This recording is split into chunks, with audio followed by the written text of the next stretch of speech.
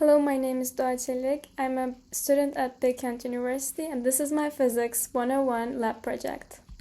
The purpose of this experiment was to show that the acceleration of an object is independent of its mass.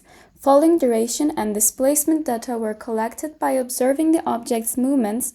Acceleration and velocity values were calculated using the following formulas. Considering the Play-Doh container with dough in it as object A, we measure the object's mass using a balance with 0.01 grams precision.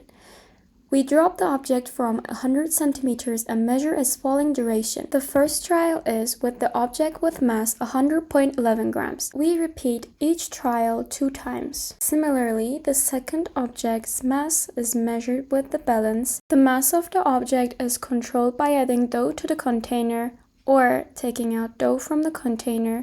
The data for trial 2 is as follows. The falls are recorded to determine the displacement over time by a slow motion camera.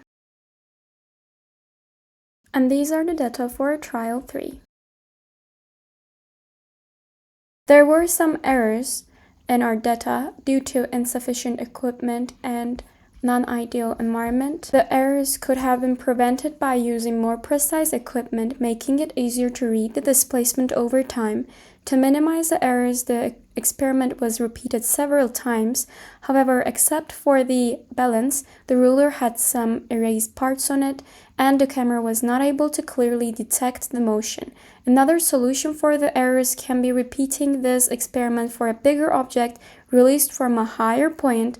This way the displacement should be more visible. Overall, although some data are not as consistent as expected, this experiment shows that acceleration was indeed independent of the object's mass and was dependent on other factors such as releasing speed, initial speed, rotation while moving, or environmental factors like people passing by the falling object. Trial 1 consists of the most inaccurate results among the 3 trials. It was observed that while falling, the object followed a trajectory slightly moving and rotating away from the ruler.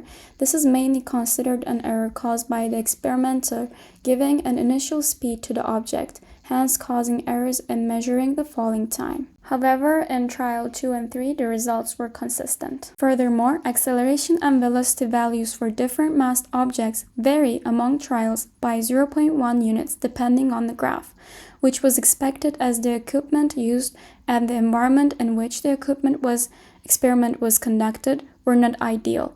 Although the graphs do not satisfy the values to be the same for each trial, the collected data is still precise. For each object, the duration of the fall differed by only 0.05 seconds, even though the mass of the object was up to 10 times higher. This shows that the change in mass did not affect the duration of the fall significantly. Thank you for listening.